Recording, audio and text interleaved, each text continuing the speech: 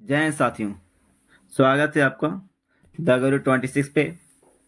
रोज की तरह ही आज भी हम लोग क्लास 6 to 12 का एनसीईआरटी सीरीज कर रहे हैं, जिसके तहत क्लास 6 का आज ज्योग्राफी का सेकेंड लास्ट वीडियो कर रहे हैं। कल ज्योग्राफी भी ख़त्म हो जाएगा और जो जो सेशन ख़त्म हो चुका है, जो जो सीरीज इस सीरीज में जो जो सब्जेक्ट ख़त्म हो चुका है वो मेरे प्लेलिस्ट में मिल जाएगा दोस्तों।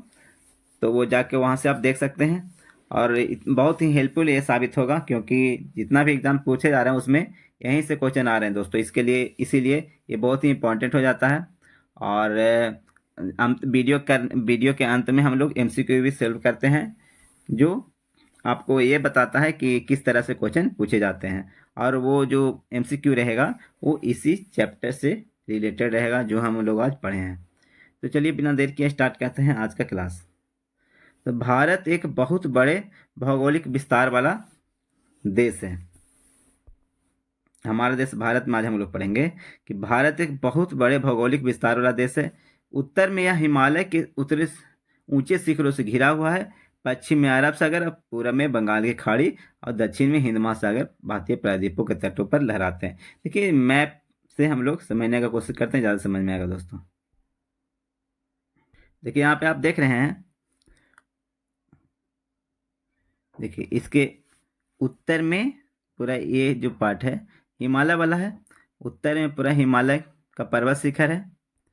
अच्छा, पश्चिम में इधर साइड अरब सागर, इधर बंगाल की खाड़ी, इधर हिंद महासागर। तो इधर हिंद महासागर हो गया, अरब सागर और बंगाल की खाड़ी, ये तीन ओर से जल से घिरा हुआ है। इसीलिए ये पूरा पार्ट है, ये कहलाता है प्रायद्वीप, क्योंकि प्रायद्वीप उसी को कहते हैं जिसका जो ये लैंड है ये तीन ओर अलग अलग जलाशय से यहाँ पे घिरा हुआ है। तीनों जल से घिरा हुआ है, इसीलिए ये वाला पार्ट कहलाया प्रायद्वीप। अच्छा, और कह रहा भारत का क्षेत्रफल, पूरा भारत का क्षेत्रफल है वो 32.8 लाख किलोमीटर है। 32.8 लाख किलोमीटर है, वर्ग किलोमीटर है क्या ये पूरा इसका एरिया। यहाँ पे वर्ग किलोमीटर यहाँ पे नहीं लिखा हुआ है, वर्ग किलोमीटर होगा। उत्तर में ही कश्मीर से लेकर दक्षिण में कन्याकुमारी तक इसका विस्तार 3200। देखिए इसका एग्जैक्ट हम बताने का कोशिश करते हैं आपको।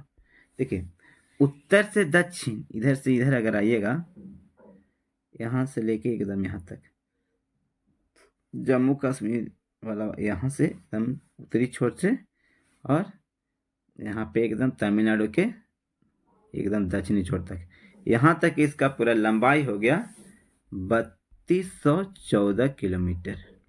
ठीक है, एकदम एग्जैक्ट। और इधर है यहाँ से यहाँ तक के, इधर गुजरात से लेके इधर अरुणाचल प्रदेश तक के, ये पूरा ये वाला जो हुआ ये है 2933 किलोमीटर।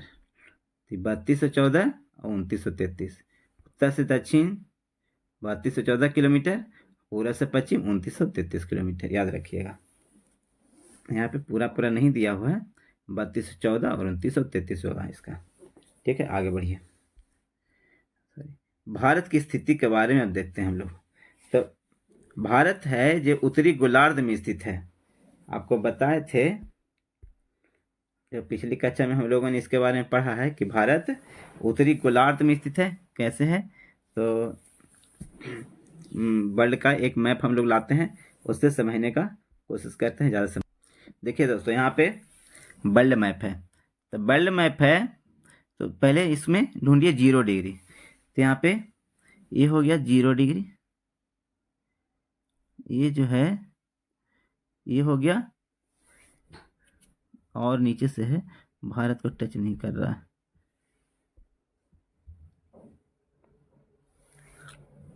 ये वाला है, ये वाला हो गया, और इधर ये एक रेखा ये हो गया, और एक रेखा ये हो गया। देखिए सबसे ऊपर वाला एक कर्क रेखा हो गया। दूसरा कलर लेते हैं, पता नहीं चल रहा है। चलिए देखिए ये वाला रेखा कर्क रेखा, ये मकर रेखा, हाँ सॉरी ये हो गया विषुवत रेखा और ये हो गया मकर रेखा। तो विषुवत रेखा जो बीच वाला हो गया ये वाला हो गया विषुवत रेखा, ये 0 डिग्री अक्षांश इसी को बोलेंगे। और ये भारत को टच नहीं करता है, मेन लैंड से भारत को टच, मेन लैंड से क्या भारत को टच नहीं करता है, क्या भारत को मेन लैंड से टच, यहाँ पे तो भारत को टच करता ही नहीं है 0 डिग्री, और नहीं टच करता है भारत को, तो इसीलिए यहाँ पे कहेंगे कि क्या है, उत्तरी गोलार्ध में करके 0 डिग्री से ही आधार लिया जाता है। तो 0 डिग्री की इधर रहेगा ऊपर, तो उत्तर में माने उत्तरी गोलार्ध, और नीचे रहेगा था दक्षिणी गोलार्ध। तो भारत की स्थिति जो विषुवत रेखा है इसके उत्तर में है, ऊपर में है मतलब उत्तर में है, इसलिए कहते हैं कि भारत क्या है, उत्तरी गोलार्ध में स्थित है।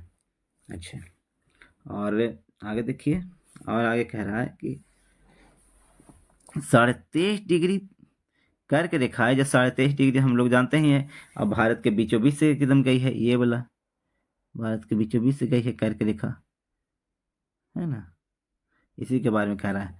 और कर्क रेखा है जो यहाँ से 0 है, जैसे यहाँ पे जो 0 है, यहाँ से धीरे धीरे बढ़ते जाएंगे, सॉरी यहाँ पे ये 0 है, यहाँ से बढ़ते जाएंगे ऊपर 1 degree 2 degree 3 degree 4 degree 5 degree ऐसे करते करते करते यहाँ पे 23 तक पहुँचेंगे, और हाफ तक माने 23.5, 23.5 होगा जो भारत के बीचों बीच से जाएगा। यहाँ 0 डिग्री हो गया, यहाँ से बढ़ते जाएंगे ऊपर या इधर जाएंगे तो हो गया, इसको बोलते हैं मकर रेखा। 23.5 डिग्री पे इधर दक्षिण में जाएंगे तो मकर रेखा, और उत्तर में जाएंगे तो 23.5 डिग्री पे तो कर्क रेखा, और यही कर्क रेखा भारत के बीचों बीच से गुजरती है दोस्तों। अच्छा, और कह रहा है कि जो भारत है, भारत की मुख्य भूमि का विस्तार कह रहा है 8 डिग्री 4 मिनट उत्तरी अक्षांश से 37 डिग्री 6 मिनट उत्तरी अक्षांश के बीच में है। देखिए इसको ऐसे समझिए, ये भारत हो गया। अच्छा, ये भारत है, तो इसका कह रहा है कि अक्षांशीय विस्तार, तो अक्षांशीय विस्तार ऊपर नीचे होगा, तो ऊपर नीचे होगा, तो यहाँ से कह रहा है कि 8 डिग्री 4 मिनट उत्तरी, 8 डिग्री 4 मिनट उत्तरी, तो इसका मतलब हुआ कि यहाँ पे से हो जाएगा एकदम कन्याकुमारी से एकदम सबसे नीचे से, तो ये 8 डिग्री 4 मिनट से लेके एकदम सबसे ऊपर यहाँ तक एकदम बॉन्ड यहाँ पे जो टच करेगा सबसे लास्ट वाला पॉइंट, तो ये हो जाएगा 37 डिग्री 6 मिनट। तो देखिए तो 8 डिग्री 4 मिनट से 37 डिग्री 6 मिनट, 8 डिग्री 4 मिनट से शुरू होता है भारत का क्षेत्र, और 37 डिग्री 6 मिनट पे जाके 37 डिग्री 6 मिनट पे जाके खत्म हो जाता है। देखिए, और यहीं पे 8 9 10 11 12 13 14 15 16 17 18 19 20 21 22 23 24, इसलिए ये वाला जो है कर्क रेखा 23.5 पे हो गया, 23.5 पे कर्क रेखा हो गया, और यहाँ जाकर 37 पे भारत का क्षेत्र खत्म हो जाता है, बाकी इधर फिर स्टार्ट हो जाता है। इसके कहने का मतलब है कि 8 डिग्री 4 मिनट से लेके 37 डिग्री 6 मिनट तक के यहाँ तक के हम लोग हैं। अक्षांशीय विस्तार इसका भारत का यही होगा, 8 डिग्री 4 मिनट से लेकर 37 डिग्री 6 मिनट और उत्तरी अक्षांश, क्योंकि अक्षांश में तो हम लोग उत्तर के ही और ही हैं, 0 डिग्री से उत्तर है, तो इसलिए हम लोग उत्तरी अक्षांश में। अच्छा, अब देखिए देशांतरीय विस्तार कितना है। तो देशांतरीय विस्तार पूरा पश्चिम को लिया जाता है। देखिए उत्तर दक्षिण के तो हम लोग ले लिया अक्षांशीय विस्तार, पूरा पश्चिम तो सबसे, देखिए गुजरात के एकदम सबसे लास्ट वाला ये वाला। देखिए हम लोग ब्लैंक मैप लाते हैं तो ज़्यादा समझ में आएगा, इसको हटाते हैं, ब्लैंक मैप लाते हैं हम लोग। ठीक है दोस्तों, देखिए यहाँ पे तो गुजरात वाला एकदम सबसे लास्ट वाला, यहाँ पे सबसे लास्ट छोर गुजरात का, और सबसे लास्ट छोर यहाँ पे अरुणाचल प्रदेश का, ये वाला। तो ये दोनों के बीच जो है, ये जो शुरू होता है 68 डिग्री 7 मिनट। पूर्वी देशांतर जान ही रहे हैं, क्योंकि इंग्लैंड इधर है ना, भारत से इधर है यूरोप के तरफ, मतलब कि पश्चिम में, तो हम लोग पूरा में हुए, तो हम लोग इंग्लैंड इधर है, तो हम लोग उसका तो पूरा में ही ना हुए, हम लोग पूरा में हुए, तो इसलिए हम लोग वहीं से तो गुजरता है समय, तो की गणना वहीं से की जाती है, तो इसीलिए 0 डिग्री अक्षांश वहीं से है, इंग्लैंड से ही गुजरता है। अच्छा, इसीलिए हम लोग उसके पूरा में हैं, तो हम लोग कहेंगे कि हम लोग पूर्वी हम अगर देशांतरीय विस्तार कहेंगे तो हम लोग पूर्वी देशांतर के अंतर्गत आते हैं। इसलिए 68 डिग्री 7 मिनट से लेके और इधर सबसे लास्ट में है यहाँ अरुणाचल प्रदेश वाला, यह 97 degree 25 minute. 97 degree 25 minute. 68 degree 7 minute Gujarat वाला, यहाँ सबसे लास्ट छोर, और यहाँ पे सबसे लास्ट छोर ये यहाँ पे 97 डिग्री 25 मिनट। ठीक है, मतलब यहाँ पे अगर घटाएंगे 97 में 68 मोटा मोटी घटाइएगा तो आ जाएगा जाके 29। अच्छा 29 हो जाएगा। अच्छा, और देखिए 1 डिग्री में, जैसे देखिए एक टोटल हो जाएगा कितना डिग्री, 29 डिग्री हो गया। घटाए तो मतलब 29 को डिग्री ऐसे कवर करते करते करते करते 97 तक गया यहाँ पे। अच्छा 29 डिग्री हो गया, 1 डिग्री 4 मिनट के बराबर होता है, तो गुना 4 कीजिए तो आ जाएगा जाके 136, हाँ 116। गुना करेंगे दोनों को तो 116 होगा, मतलब 116 मिनट, तो लगभग रख लीजिए कितना, 2 घंटा। 2 घंटा में 120 मिनट होता है, तो लगभग 2 घंटा रख लीजिए कि यहाँ से यहाँ तक के 2 घंटा का समय आगे पीछे होता है दोस्तों। जैसे गुजरात से ये जो अरुणाचल प्रदेश का लास्ट हो रहा है, 2 घंटा ही अरुणाचल प्रदेश समय में आगे रहेगा। जैसे ऐसे समझिए कि यहाँ पे शाम के अगर 6 बजा है, तो यहाँ पे शाम के 6 बजा है, तो यहाँ पे कितना बज गया होगा, रात के 8 बज गया होगा, मतलब ये आगे चल रहा है 2 घंटा अरुणाचल प्रदेश। यहाँ पे अगर मॉर्निंग में अगर 7 बजा है, अगर सब जगह ही हैं, तो यहाँ पे सब ड्यूटी जाने का टाइम यहाँ पे हो गया होगा, यहाँ पे 9 बज गया होगा दोस्तों, मतलब 2 घंटा का अंतराल यहाँ पे हो जाता है। ठीक है, अच्छा आगे देखिए। भारत की स्थिति तो हम लोग काफ़ी देशांतरीय विस्तार, अक्षांशीय विस्तार के बारे में जान गए।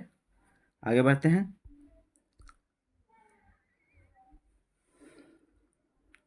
देशांतरीय विस्तार देखिए, जी भी हम लोग अभी इतना बता रहे थे, आगे वही सब दिया हुआ भी है। देशांतरीय विस्तार लगभग 29 के कारण यहाँ पे 2 छोरों के बीच, चलिए ये सब हम लोग समझ लिए हैं, इसको समझने का कोई जरूरत नहीं है, इतना हम लोग समझ लिए अभी। पश्चिम गुजरात की अपेक्षा पूर्व में अरुणाचल प्रदेश में सूर्यास्त लगभग 2 घंटे पहले, ये भी हम लोग अभी ने चर्चा किया, क्योंकि ये 2 घंटा पहले है अरुणाचल प्रदेश, किससे, गुजरात से, तो अरुणाचल प्रदेश में सूर्योदय 2 घंटा पहले होगा, सूर्यास्त भी 2 घंटा पहले होगा, किससे, अरुणाचल प्रदेश से। ठीक है, हाँ गुजरात से पहले होगा, गुजरात से पहले होगा अरुणाचल प्रदेश में, क्योंकि ये जो है ये गुजरात है।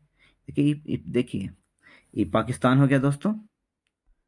अच्छा, ये हो गया चाइना, ये तिब्बत वाला भाग, तिब्बत हो गया, ये हो गया क्या, ये हो गया नेपाल, इधर हो गया सिक्किम हो गया, ये भूटान हो गया।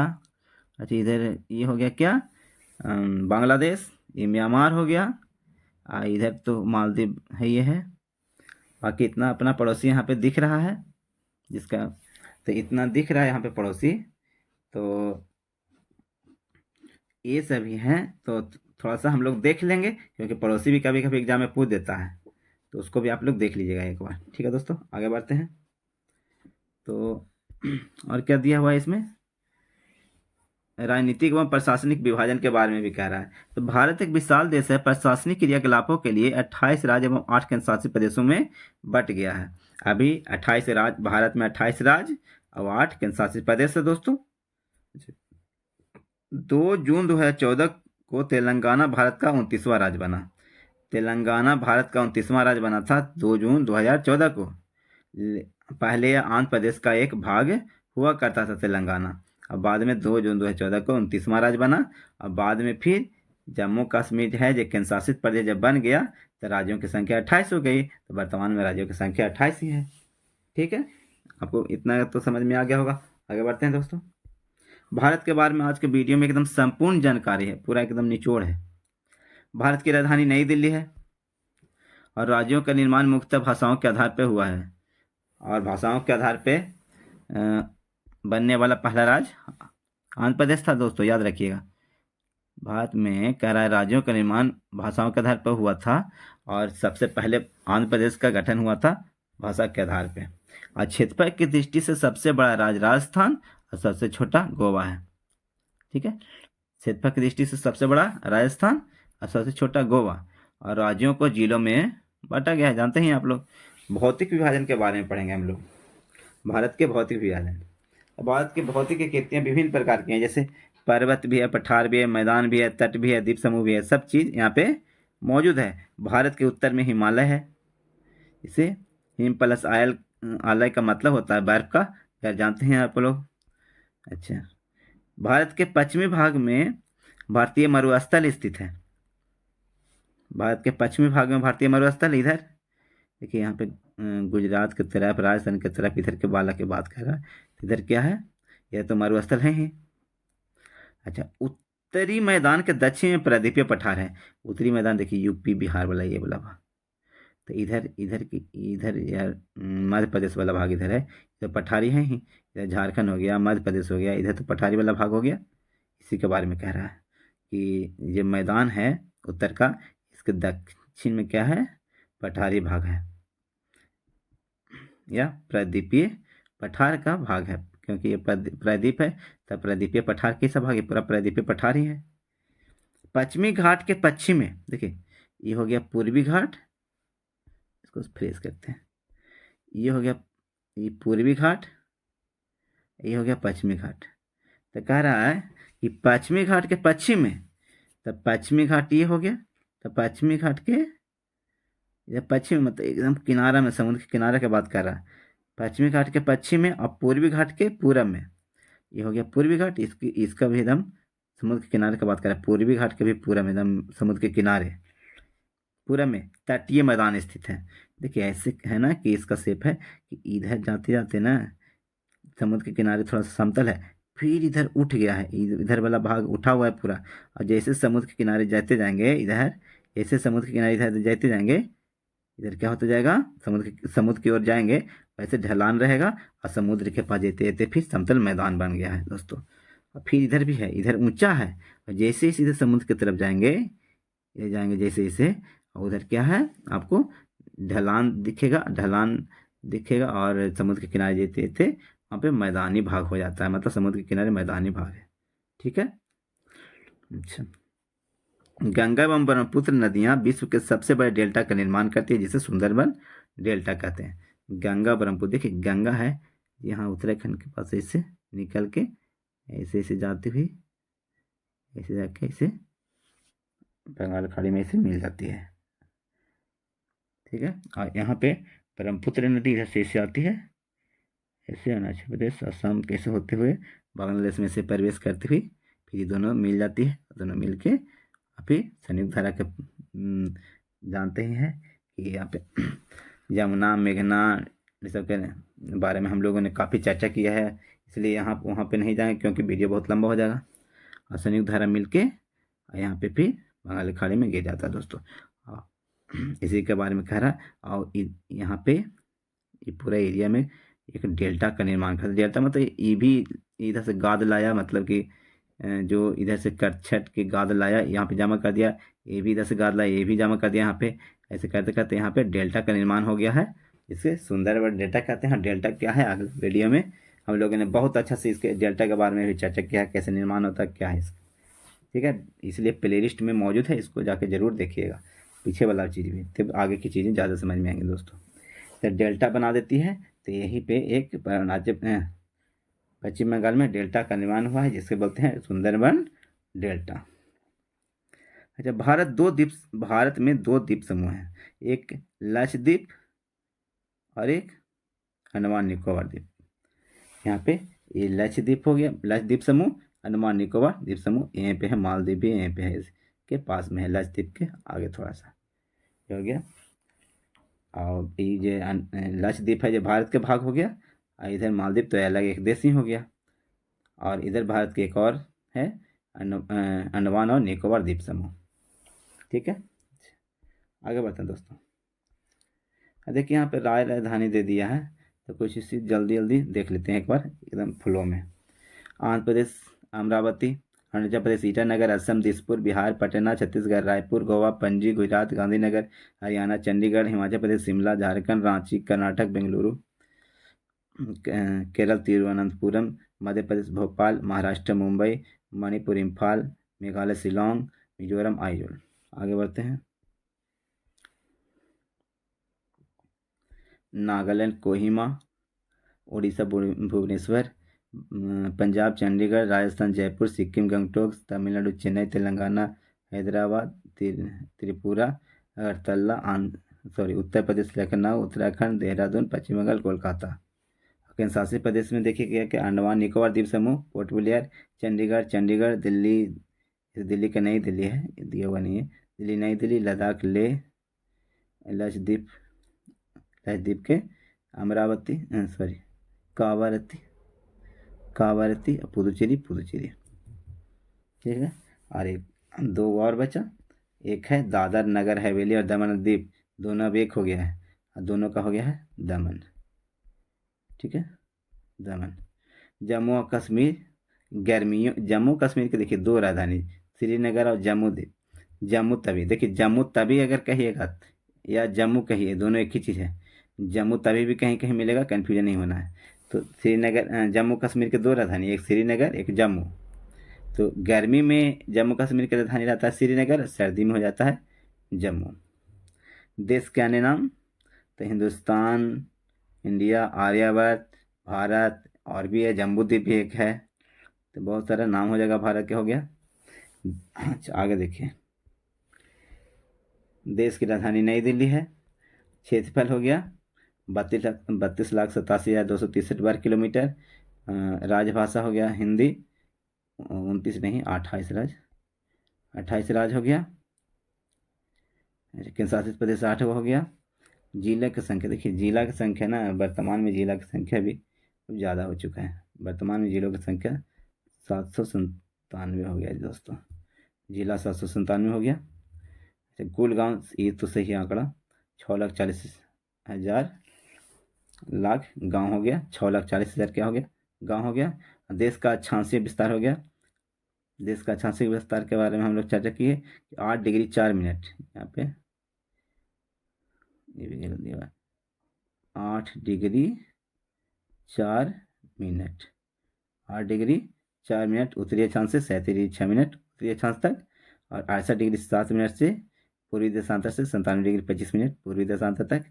अच्छा पूर्व से पश्चिम तक देश का विस्तार हो गया 3233 किलोमीटर या 2933 किलोमीटर या लगभग 34 किलोमीटर हो गया। पूरब से पश्चिम ये वाला 2933 है, ये 3214, ठीक है, 3214 2933 याद रखिएगा, ये हो गया।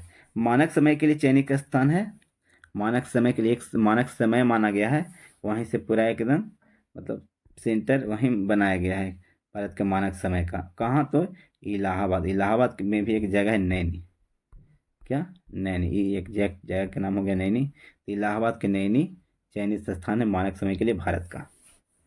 देश के दक्षिण छोर से भूमध्य रेखा की दूरी 876 किलोमीटर।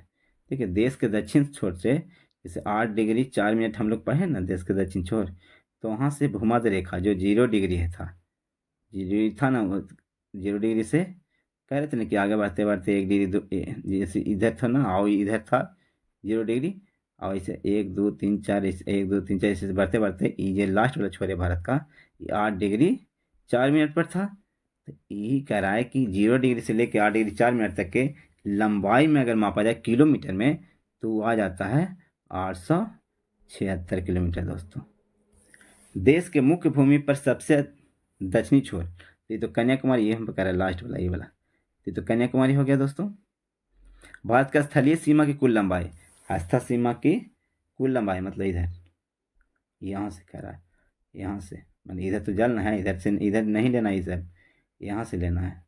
तो यहाँ से इससे पूरा इस सब के बारे में कह रहा है, बाहर मतलब जो भारत का पार्ट है तो है कितना 15,200 किलोमीटर। भारत की सीमा से सटे देश नेपाल, भूटान, चाइना, श्रीलंका, बांग्लादेश, म्यांमार, पाकिस्तान, ये सब भारत की सीमा से सटे हैं। अच्छा आप कहिए कि श्रीलंका कहाँ सेटल है सर? श्रीलंका तो अथी में है, एक द्वीप के तरह है, जल में तो महासागर में तो है, सही है, हिंद महासागर में है, लेकिन वो भारत के जलीय सीमा के पास ही में आता है, इसीलिए इसे भारत से सटा देश के रूप में इसे भी लिया जाता है दोस्तों। अच्छा, भारतीय सीमा का स्पर्श करने वाले सागर और समुद्र, तो हिंद महासागर, अरब सागर, बंगाल की खाड़ी। देखें कि हम लोग राष्ट्रीय आदर्श शब्द हो गया सत्यमेव जयते, राष्ट्रीय फल आम, फूल कमल, राष्ट्रीय खेल हॉकी। और भी कुछ है? और भी है दोस्तों, थोड़ा सा और है। सबसे अधिक वर्षा होता है मासिनराम कहाँ? मेघालय वाला मासिनराम में सबसे अधिक वर्षा होता है भारत में। अच्छा, सबसे घनी आबादी वाला बिहार हो गया। अच्छा, सबसे अधिक वनों वाला राज्य असम। सबसे अधिक जनसंख्या वाला नगर मुंबई, सबसे ज़्यादा जनसंख्या यहीं पे मुंबई में। सबसे पूर्वी राज्य अरुणाचल प्रदेश और पश्चिमी राज्य गुजरात, सबसे उत्तरी कश्मीर और सबसे दक्षिणी तमिलनाडु। इस सभी के बारे में हम लोगों ने अभी देखा। सबसे अधिक गानों वाले फिल्म इंद्र सभा 1933 में रिलीज हुई थी। इसमें सबसे ज़्यादा गाना इंद्र सभा में। सबसे तेज गति से चलने वाला शताब्दी नहीं है, अब वंदे भारत एक्सप्रेस हो गया। सबसे ज़्यादा तेज से चलने वाली ट्रेन वंदे भारत, लगभग 160 किलोमीटर इसका गति से अभी चलता है वो, 60 किलोमीटर। और लेकिन गति से तेज भी है, लेकिन ये गति से वो अब चलता है। सबसे महंगा नगर बेंगलुरु। सर्वाधिक प्रदूषण फैलाने वाला शहर कोलकाता। देखिए, प्रदूषण फैलाने वाला दिया, प्रदूषण कहाँ है ये नहीं दिया है, प्रदूषण फैलाने वाला शहर की बात किया जाए तो कोलकाता है। और कुल भाषा भारत में लगभग 1952 भाषाएं बोली जाती है लगभग भारत में। सर्वोच्च राष्ट्रीय सम्मान भारत रत्न है भारत का, सर्वोच्च राष्ट्रीय सम्मान भारत रत्न। और सर्वाधिक अनुसूचित जाति यूपी में रहता है, और सबसे ज़्यादा अनुसूचित जनजाति रहता है कहाँ? मध्य प्रदेश में। सबसे ज़्यादा मध्य प्रदेश में रहता है। सर्वाधिक साक्षरता वाला कहेगा तो केरल 93.91%, और सबसे कम वर्षा वाला स्थान ले हो गया। ठीक है, ये सब कुछ फैक्ट था जो अभी हम लोगों ने किया। देखिए यहाँ पे एक सबसे अधिक वनों वाला राज्य असम नहीं है दोस्तों, इसमें भी आ जाएगा मध्य प्रदेश, मध्य प्रदेश। ठीक है दोस्तों, इसी के साथ आज का क्लास यहाँ तक के समाप्त हुआ। अब हम लोग करेंगे MCQ। इतना तक के समझ में अगर आ गया होगा तो दोस्तों हमारे चैनल को आप सब्सक्राइब कर दीजिएगा और बेल आइकन को दबा दीजिएगा, ताकि नोटिफिकेशन जो भी हम डालें वो आपके पास सबसे पहले पहुँचे। और अपने दोस्तों के बीच शेयर भी कीजिएगा मेरा वीडियो, और अपने स्टेटस में भी लगा लीजिएगा। ये हमारा रिक्वेस्ट है आपसे दोस्तों। ठीक है, आगे हम लोग MCQ सॉल्व करेंगे, जो हम लोग पढ़ें उसी से, अलग से नहीं। पहला क्वेश्चन है दोस्तों, भारत के मुख्य भूमि का विस्तार दक्षिण से उत्तर की ओर किन अक्षांशों के मध्य है? तो 5 सेकंड का समय देते हैं, जानते हैं आप लोग, उसके बाद आप लोग आंसर बताइएगा, हम फिर लास्ट में हम बताएंगे। बताइए।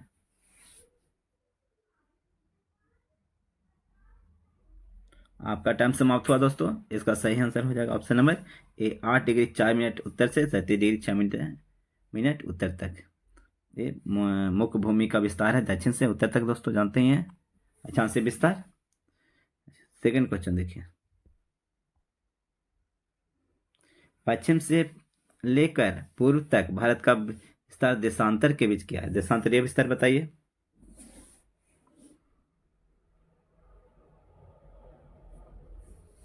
आपका टाइम समाप्त हुआ दोस्तों। इसका आंसर हो जाएगा option number D, 68 degree 7 minute पूरब से 97 डिग्री 25 मिनट पूरब तक। ये हो गया देशांतरीय विस्तार भारत का। तीसरा क्वेश्चन, कर्क रेखा किन राज्यों से होकर गुजरती है? जो 23.5 डिग्री उत्तरी जो कर्क रेखा है, उत्तरी अक्षांश 23.5 डिग्री उत्तरी अक्षांश, वो किन राज्यों से होकर गुजरती है? तो इसका चर्चा तो हम लोगों ने नहीं किया था, लेकिन इसी में हम लोगों ने इसका चर्चा भी कर लेंगे हम लोग। इसीलिए ये MCQ इंपॉर्टेंस हो जाता है, क्योंकि जो ही छूटा हुआ भी है वो भी यहाँ पे कवर हो जाता है दोस्तों। तो बताइए इसका सही आंसर, पहले अगर जानते हो तो ठीक है, नहीं जानते हो तो हम बताते हैं। चलिए, इसका सही आंसर हो जाएगा ऑप्शन नंबर डी, उपयुक्त सभी। तो ये देखिए, त्रिपुरा, गुजरात, शॉर्ट में लिखेंगे गुजरात, राजस्थान, राजस्थान हो गया, मणिपुर, अच्छा, छत्तीसगढ़, छत्तीसगढ़, पश्चिम बंगाल, अच्छा पश्चिम बंगाल हो गया, मिजोरम,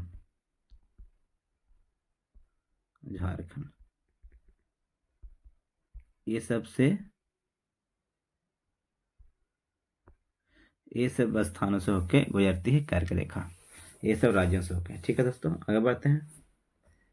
तो यहाँ पे कह रहा है किन राज्यों से गुजरती है, तो यहाँ पे गुजरात भी है, राजस्थान, त्रिपुरा, मिजोरम, देखिए ये सभी इसमें आ जा रहा है, इसलिए इसका सही आंसर हो जाएगा ऑप्शन नंबर डी। भारत की स्थलीय सीमा किन देशों से जुड़ी हुई है, कितना देश से जुड़ा हुआ है स्थलीय सीमा भारत के, बताइए। इसका सही आंसर हो जाएगा ऑप्शन नंबर डी, 7 देशों से जुड़ा हुआ है। इसके बारे में हम लोग चर्चा किए थे अभी। भारत की सबसे लंबी स्थलीय सीमा किन देश के साथ बनती है, सबसे लंबी स्थलीय सीमा बताइए किन देशों के साथ बनती है, तो इसके बारे में चर्चा नहीं किए थे, इसलिए सीधा सीधा इसका आंसर बता देते हैं। ये बांग्लादेश के साथ ही मिलती है, बांग्लादेश के साथ में जो भारत का जो ये वाला पार्ट था ना, ऐसे ऐसे था, बांग्लादेश के साथ में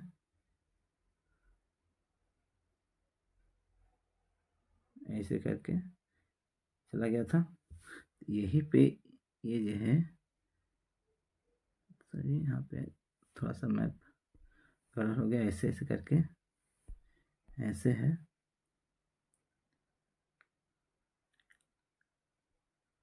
ऐसे करके फिर इधर जो भी रहे, मेन हमको मतलब यहाँ से ये जो पार्ट है यही बांग्लादेश है। अब बांग्लादेश है ये काफ़ी एकदम ऊपर का, इधर उधर पूरा एकदम रफ एरिया इधर से भी भारत के राज्यों का, इसीलिए इसका मतलब ज़्यादा सीमा ज़्यादा हो जाता है लंबा, किसके साथ, बांग्लादेश के साथ सही आंसर होगा। अगर पूछे सबसे लंबी स्थलीय सीमा तो बांग्लादेश के साथ है भारत का। भारत का कौन सा राज्य 3 तरफ से अंतर्राष्ट्रीय सीमा से घिरा हुआ है, तो इसका सही आंसर दीजिए। तो चलिए इसका सही आंसर हो जाएगा सिक्किम और त्रिपुरा, 3 और 4 किस में है, सिम हो जाएगा दोस्तों। चलिए आगे नेक्स्ट चलते हैं हम लोग। बताइए कि भारत के कितने राज्य कम से कम 2 देशों के साथ अपनी सीमा को साझा करते हैं, कितना राज्य कम से कम 2 देश के साथ सीमा करना है, चाहिए सीमा साझा, बताइए तो कितना राज्य है। तो आपका टाइम समाप्त हुआ दोस्तों। ये 7 राज्य, 7 ऐसे राज्य हैं जो कम से कम 2 देशों के साथ सीमा साझा करते हैं। आगे, विंध्य और सतपुड़ा पर्वत श्रेणी के बीच कौन सी नदी बहती है। देखिए दोस्तों यहाँ पर तो ये आज का नहीं लेकिन कल के वीडियो में ये बताया गया था, एकदम चित्र के साथ हम लोगों ने इसके बारे में जाना था, कल न परसों के वीडियो में ये आया था, एकदम चित्र के साथ में दिखाए थे इसके बारे में, विंध्य और सतपुड़ा पर्वत के बारे में दिखाया था, बीच से नदी बह रही थी, उसी को हम लोग चित्र से समझे थे। तो बताइए इसका सही आंसर क्या होगा। इसका सही आंसर हो जाएगा दोस्तों ऑप्शन नंबर बी, नर्मदा। अच्छा आगे बढ़िए, 9 नंबर देखिए, कह रहा है ताप्ती नदी के संदर्भ में दिए गए कथनों में से कौन सा कथन सत्य है। ताप्ती नदी सतपुड़ा पर्वत श्रेणी के दक्षिण में बहती है। दूसरा, ताप्ती नदी भारतीय प्रायद्वीप की एक मात्र नदी है जो पूर्व से पश्चिम की ओर बहती है।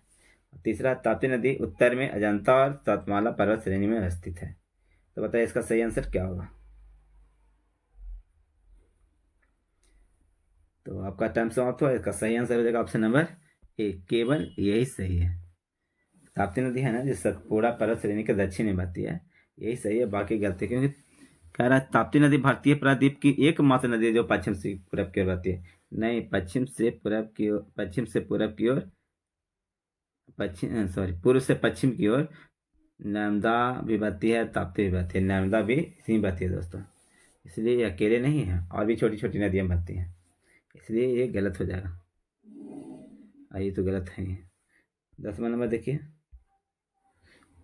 हिमालय पर्वत को 3 मुख्य समानांतर श्रृंखलाओं में बांटा जाता है, उत्तर से दक्षिण की ओर उनका सही क्रम बताइए। बताइए, आपका टाइम समाप्त हुआ। बृहद हिमालय, मध्य हिमालय और शिवालिक। बृहद हिमालय, मध्य हिमालय और शिवालिक, उत्तर से दक्षिण की ओर। ठीक है, इसीलिए कहते हैं कि पुराना वीडियो पीछे वाले आप लोग देखते चलिए तो आगे एकदम पूरा समझ में आएगा, क्योंकि पीछे वाला देखिए कितना क्वेश्चन आ रहा है। इसी तरह का क्वेश्चन पूछे भी जाते हैं क्वेश्चन एग्जाम में, सीधा सीधा नहीं पूछा जाता दोस्तों। दिए गए नदियों के नाम को ध्यान से देखिए, महानदी, गोदावरी, कृष्णा, कावेरी। तो बताइए कि कौन सी नदियां डेल्टा बनाती हैं। आपको बताते चले दोस्तों कि प्रायद्वीपीय पठार की अधिकतर नदियां जो हैं वो डेल्टा नहीं एस्चुअरी का निर्माण करती हैं। तो बताइए इसमें से कौन सा जो नदी दिया हुआ है वो डेल्टा बनाती हैं दोस्तों, कौन कौन नदी। तो दोस्तों जितना भी नदी देख रहे हैं वो कोई भी नदी डेल्टा का निर्माण एस्चुअरी का निर्माण नहीं करती, सभी डेल्टा का ही निर्माण करती है। महानदी भी, गोदावरी भी, कृष्णा भी, कावेरी भी, इसलिए उपयुक्त में से सभी हो जाएगा यहाँ पे। 12 नंबर देखिए, सुंदरबन डेल्टा के संदर्भ में नीचे दिए गए कथन में से कौन सा सत्य है। यह विश्व का सबसे बड़ा डेल्टा है। दूसरा, इस डेल्टा की आकृति त्रिभुजाकार है। देखिए दोस्तों, अगर डेल्टा रहेगा तो उसका अधिकतर की जो डेल्टा की आकृति होता है ना, त्रिभुजाकार ही होता है। और ये भी जानते हैं कि सबसे बड़ा डेल्टा सुंदरबन डेल्टा का हम लोगों ने चर्चा भी आज किया था। तो ये दोनों हो जाएगा। आज का लास्ट क्वेश्चन दोस्तों देखिए, भारत का कौन सा द्वीप परवाल द्वीप है। देखिए परवाल द्वीप है। परवाल एक जीव होता है दोस्तों, ये परवाल है एक जीव होता है परवाल। तो परवाल जो होता है एक जीव है, तो जीव ये ऐसा जीव है ना कि ये जो दूसरे जो जीव होता है उसी पे अपना जैसे ये रहता है। दूसरा जीव अगर यहाँ पे मर गया, एक जीव यहाँ पे मर गया ऐसे, तो उसी पे अपना घर बना के, मतलब उसी पे अपना शरीर को स्टेबल रखता है और उसी पे ये उसी को खाकर ही रहता है। फिर एक और इसके बाद वाला जो जीव होगा जो इसी पे रहेगा, इसको खा के रहेगा, इसी के भाग की भी खाएगा, ऊपर वाला इसके होगा जे भी। ऐसे ऐसे करते करते करते करते क्या चीज हो जाता है, परवाल से एक क्या हो जाता है कि द्वीप का निर्माण हो जाता है। और समुद्र के तह से मतलब सतह से, जैसे मान लो कि समुद्र के सतह यहाँ पे है, समुद्र के मान लीजिए कि सतह यहाँ पे है, यहाँ पे इससे क्या हो जाता है, ऐसे आते आते आते आते इससे ऊपर आ जाता है, ऐसे ऊपर तीर आ जाता है। यहाँ क्या चीज द्वीप का निर्माण कर जाता है। तो ये द्वीप कहलाता है परवाल द्वीप, क्योंकि परवाल के द्वारा ही इसका निर्माण हुआ है। इसीलिए इसका सही आंसर बताइए कौन होगा जो परवाल से निर्मित है।